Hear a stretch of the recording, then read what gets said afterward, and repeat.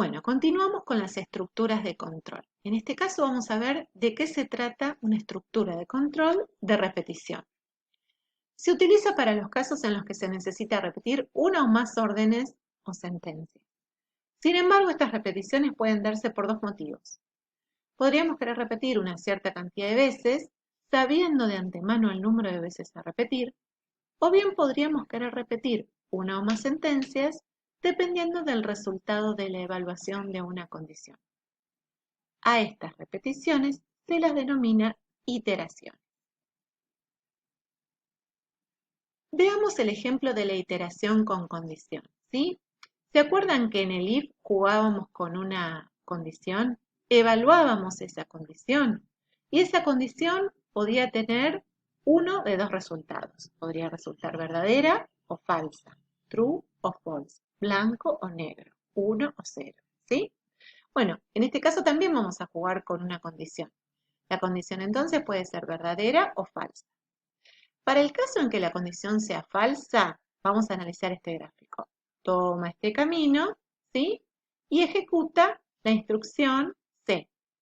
Ahora, si la condición resulta verdadera, ejecuta la instrucción B. Esta instrucción o sentencia está dentro del bloque de esta iteración, ¿sí? Y una vez que la ejecuta, va a volver a evaluar la condición. Entonces nuevamente se pregunta, a ver, ¿la condición es verdadera o es falsa? Supongamos que es verdadera. Bueno, en ese caso vuelve a repetir la sentencia B y vuelve otra vez a evaluar la condición. Entonces, estamos repitiendo, estamos iterando, pero a partir del resultado de una condición. ¿Cuándo va a terminar esto? Bueno, va a terminar cuando en algún momento la condición resulte falsa.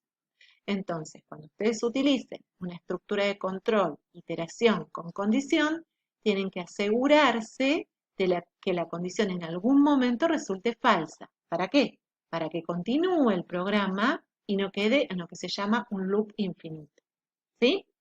Acá se puede trabajar con una condición. Mientras que la condición resulte verdadera, se opta por ejecutar B, que es lo que les decía recién. Y luego vuelve a preguntar por la condición. ¿Sí? Vuelve a preguntar una y otra vez. ¿Hasta cuándo? Hasta que la condición sea falsa. Tengan en cuenta eso. ¿Está bien? Veamos ahora un ejemplo intentando escribir un algoritmo que permita beber una sopa que en principio está caliente, por lo que se debe enfriar hasta que pueda beberse. Entonces vamos a ver, en pseudocódigo un algoritmo que podría utilizarse para que alguien beba una sopa con una temperatura evitando quemarse. Entonces el algoritmo puede ser el siguiente.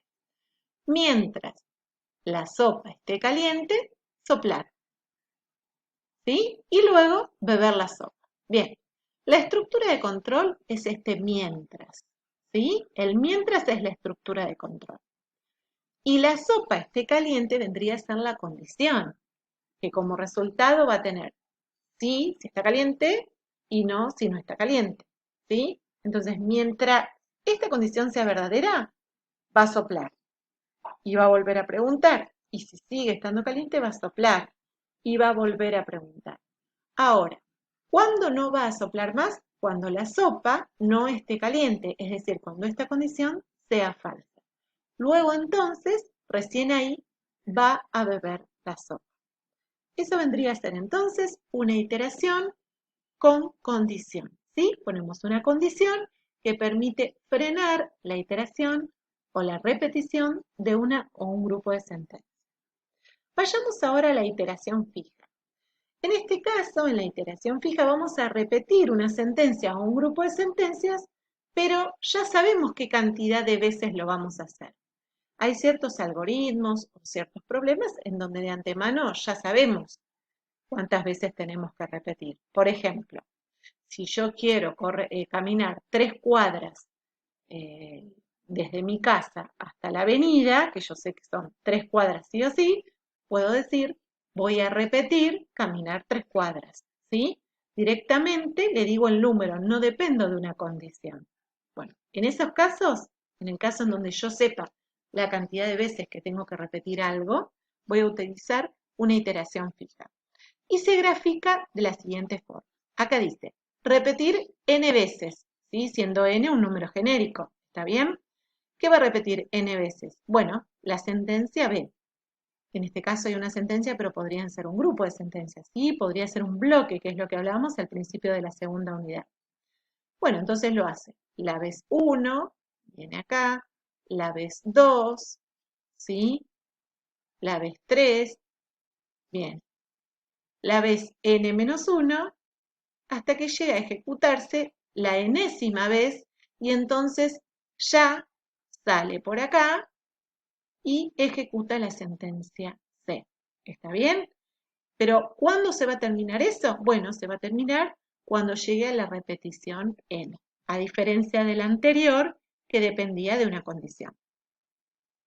Vayamos ahora a un ejemplo cotidiano, intentando escribir un algoritmo que permita tomar una caja que se encuentra al final de una escalera que tiene 8 escalones. Entonces, imagínense, tenemos acá una escalera, tiene 8 escalones. Supongamos que la persona está al pie de la escalera y mirando al frente de la escalera, ¿sí? Y la caja está al final, en el último escalón. ¿Está bien? Entonces, yo sé que voy a repetir. Incluso sé que como está al final de la escalera, voy a repetir algo 8 veces. En ese caso, entonces, voy a decidir utilizar una estructura de control repetitiva o iterativa con 8 como cantidad fija. A ver, acercarse a la escalera.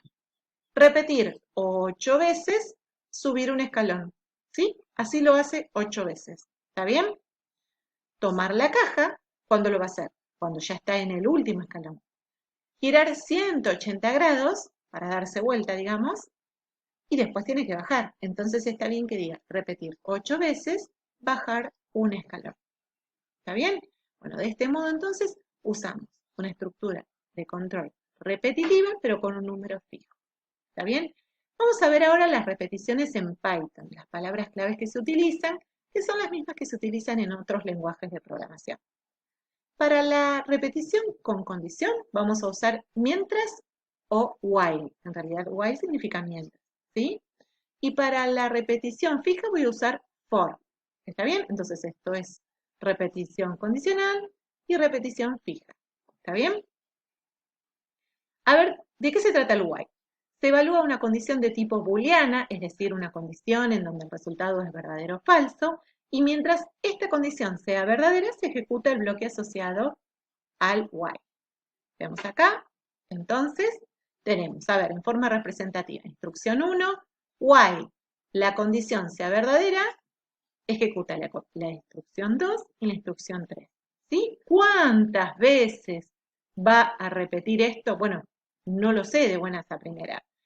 No sé cuántas veces. Lo que sí sé es que en algún momento esta condición va a ser falsa y entonces va a continuar con la instrucción número 4. Veamos un ejemplo en Python. Acá asignamos el valor 5 a la variable a y preguntamos, mientras a sea mayor que 1, en el primer caso lo va a hacer porque de hecho le dijimos recién que a vale 5, imprimimos a es igual a, bueno, en este caso, en la primera vuelta del while, a va a valer 5.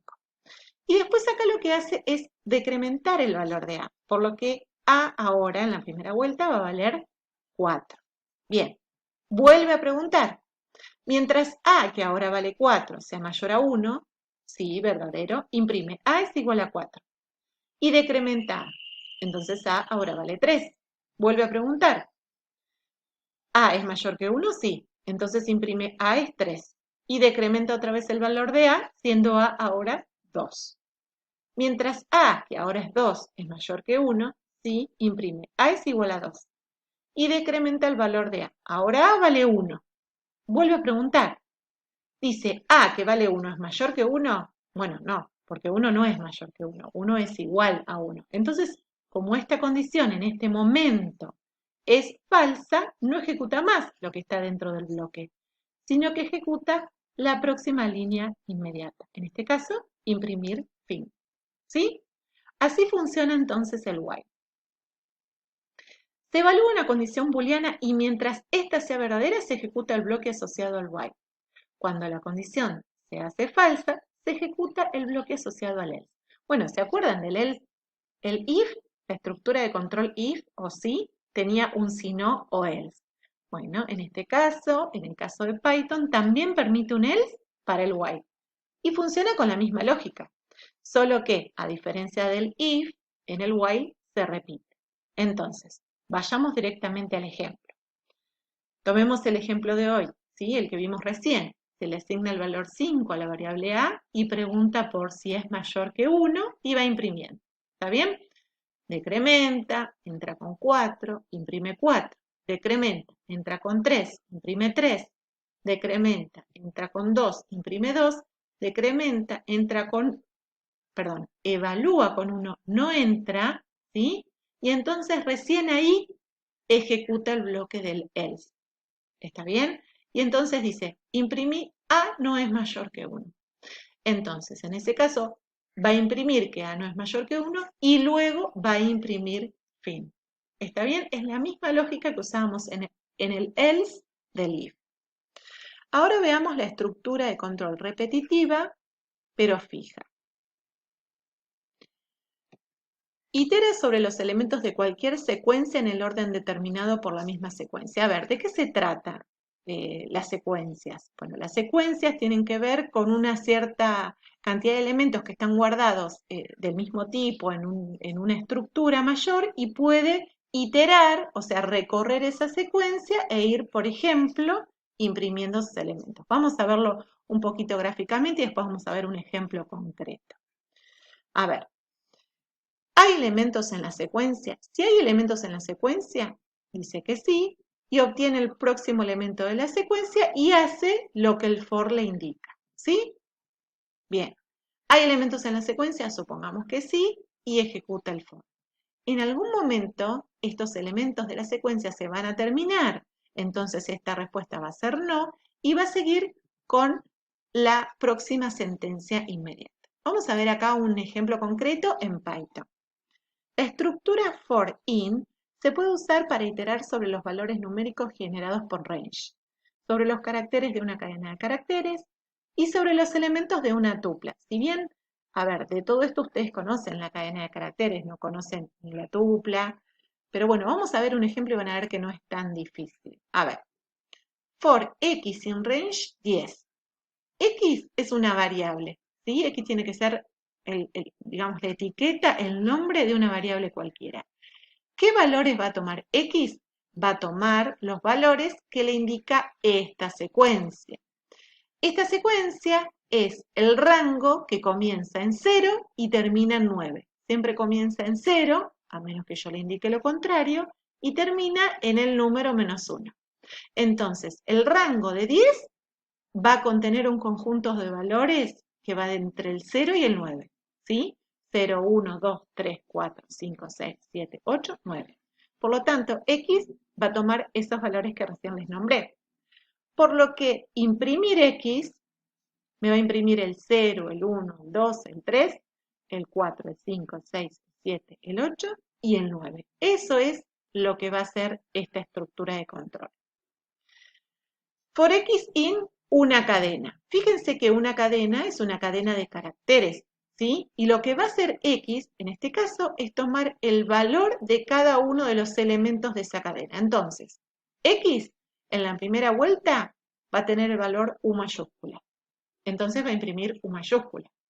Luego, X va a tener el valor de la segunda, del segundo carácter de la cadena. Entonces, X va a imprimir la N minúscula. La tercera vez va a imprimir la A minúscula. La cuarta vez va a imprimir un blanco. ¿Y así hasta cuándo? Bueno, hasta que llegue a la A. Eso es lo que va a imprimir y lo que va a, digamos, cómo va a iterar en este caso, con una cadena de caracteres. Y hablamos de una tupla. Una tupla es, a ver, como un conjunto fijo de elementos, ¿sí? Que se declaran en un momento y que se puede jugar de algún modo con esos elementos. No vamos a ahondar mucho en este tema, pero quiero que entiendan básicamente la idea. For X, nuevamente X es una variable, ¿sí? Va a tomar los valores 1, 2 y 3. Entonces va a imprimir el 1, en la segunda vuelta va a imprimir el 2 y en la tercera va a imprimir el 3. ¿Está bien? Veamos acá dos ejemplos concretos en Python. Uno con cadena de caracteres y otro con rango numérico. Fíjense, tenemos una variable que es una cadena de caracteres que almacena la palabra hola. Y después itera, ¿sí?, sobre esa cadena en donde la variable, en este caso, en vez de llamarse X, se llama carácter, ¿sí?, va a tomar el valor H, O, L y A. ¿Por qué?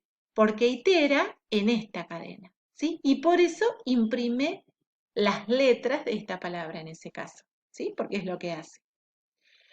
Si itera dentro de un rango numérico, fíjense que acá la variable se llama X, y como le ponemos en rango 5, va a tomar los valores del 0 hasta el 5 menos 1, o sea, hasta el 4. ¿Está bien?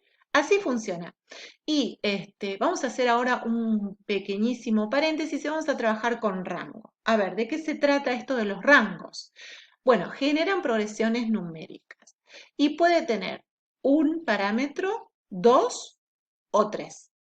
Si tiene un solo parámetro, se refiere al parámetro de stop, es decir, hasta dónde va el rango, ¿sí? Hasta dónde va la progresión numérica. En realidad toma el stop menos 1. Por eso recién cuando hacíamos rango 5, llegaba hasta el 4. Puede tener dos parámetros, el start y el stop, ¿sí? Acá le indico un comienzo y a dónde parar. Y puede tener tres parámetros, el start, el stop y el step, o sea, el paso. ¿Por qué? Porque puedo iterar, puedo saltar de 2 en 2, de 3 en 3, ¿sí? Puedo hacer ese juego. El valor por defecto para comenzar es el 0 y el valor por defecto para el paso o el step es el 1. Entonces, por eso, si no le pongo desde dónde comenzar, comienza desde el 0. Y si no le pongo qué salto hacer, va de 1 en 1. Vamos a ver algunos ejemplos concretos en Python. Por ejemplo, rango 3, en donde como no tiene start, lo toma por defecto con 0. El único parámetro que está es el stop y como no tiene paso, lo toma por defecto al 1. Entonces eso va a generar la siguiente secuencia, 0, 1 y 2. ¿Está bien? Si yo le digo rango desde 2 hasta 10, va a generar esa secuencia. Fíjense que lo que le falta es el paso. En este caso, por defecto, toma el 1. ¿Y qué secuencia toma? Bueno, 2, 3, 4, 5, 6, 7, 8 y 9. No toma el 10. ¿Está bien? Y acá le pusimos los tres parámetros. Desde dónde comienzo, dónde finalizo y cuál es el paso. Y entonces en este caso pone 10, 15, 20, 25, 30, 35, 40 y 45. Por otra parte, y volviendo al for, al igual que el while puede contener un bloque else.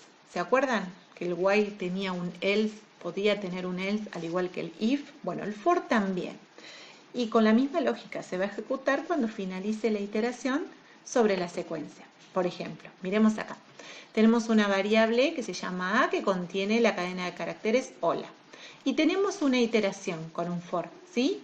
Con la variable x que va a tomar los valores de la cadena de carácter. Entonces va a tomar la h, después va a tomar el valor o, después va a tomar el valor l y por último x va a tomar el valor a, ¿sí? Eso es lo que hace, imprime todos esos caracteres. Cuando terminó, es decir, cuando x vale a, dice, bueno, si no imprima, se terminaron los elementos de a. Entonces, una vez que imprima hola, como acá, hola, imprime, se terminaron los elementos de a. Entonces recuerden que tanto el if como el while y el for pueden contener al else, que se ejecuta al finalizar, ¿sí? Al finalizar la estructura de control. Y por último, y ya finalizando también con esta segunda unidad tan relevante para la materia, porque se trata de entender cómo funcionan las estructuras de control, que vendría a ser algo así como el ABC de programar, ¿no? Aprender a manejar las estructuras de control. Vamos a ver algo más que tiene que ver con estructuras de control que se llaman break y continue. Break detiene la ejecución de la iteración y salta a ejecutar la primera sentencia fuera del bloque. Vamos a utilizar esto cuando utilicemos, valga la redundancia, estructuras de control repetitivas, o sea, while o for. Vamos a usar un break en ese caso. Y vamos a utilizar un continue también en estos casos. ¿Qué hace continue? detiene la ejecución, no sale de la iteración y va a evaluar nuevamente la condición de la estructura de control en la que ya está, ya sea esta un for o un while, porque como les decía recién, funciona con estructuras de control repetitivas. A ver, entonces vamos directamente al ejemplo. Acá tenemos una variable que se llama A, en donde guardamos algo que tipea el usuario, ¿sí? Lo toma desde teclado y lo guarda en A. ¿Está bien? Después dice, y lo transforma en un tipo de dato entero, ¿sí? Supongamos que ingresa, no sé, un número, el 10, ¿sí? Entonces dice, mientras A, que vale 10, sea mayor que 1, imprime el valor de A y le resta 2. Entonces, supongamos que valía 10, ahora va a valer 8. ¿Está bien? Y pregunta, A, que vale 8, ¿es igual a 5? No. Bueno, bien. Entra. Y dice, bueno, A que vale 8 es mayor a 1, sí. La imprime y le resta 2. Entonces vale 6. Y pregunta, ¿A que vale 6 es igual a 5? No. Bien, no hace nada. Vuelve al while. ¿Está bien? A está valiendo ahora 6. ¿Es mayor que 1? Sí. Imprime 6 y le resta 2. Entonces ahora vale 4. Y pregunta, ¿A es igual a 5? No. Bien, no hace nada. Vuelve a preguntar, A, que vale 4, es mayor a 1, sí. Imprime el valor de A, que es 4, le resta 2, siendo A ahora el valor 2, perdón, y compara. ¿2 es igual a 5? No. Bien, entra otra vez, pregunta si 2 es mayor que 1, efectivamente lo es, imprime que A vale 2, le resta 2 y ahora A vale 0. Pregunta si es igual a 5, no lo es, y cuando quiera entrar acá, 0 no es mayor que 1. Entonces va a terminar con el while y va a ejecutar ¿qué? Fíjense que este caso tiene un else. Entonces va a imprimir A es menor o igual que 1. Y después imprime fin. Bueno, ahora, ¿qué sucede si en este caso el valor inicial de A es 9? ¿Qué pasaría? Los invito a probarlo, ¿sí? Los invito a probarlo y antes de probarlo los invito a que piensen cómo funcionaría esto. ¿Qué pasaría con el break? ¿Qué pasaría con el else? ¿Está bien? Los invito a probar eso. Y también los invito a probar este código, a pensar cómo resultaría, cuál sería el resultado. ¿Está bien?